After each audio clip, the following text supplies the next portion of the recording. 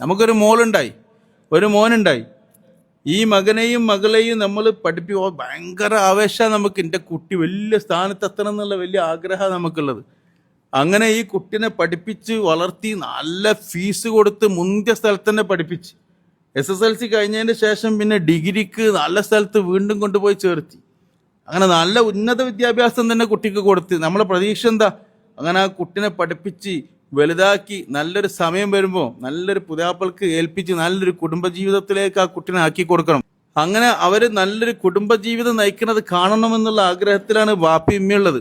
അങ്ങനെ സമയാവാൻ അങ്ങനെ കുട്ടീൻ്റെ പഠനമൊക്കെ കഴിഞ്ഞ് കോഴ്സൊക്കെ കഴിഞ്ഞ് കല്യാണത്തിൻ്റെ പ്രായം എത്തിയപ്പോൾ വാപ്പിയമ്മ ആവേശത്തിൽ ഇങ്ങനെ നോക്കുകയാണ്, കുടുംബത്തിൽ നിന്നോ നാട്ടിൽ നിന്നോ വേണ്ടപ്പടി ഇവൾക്ക് യോജിച്ചൊരു കാര്യം.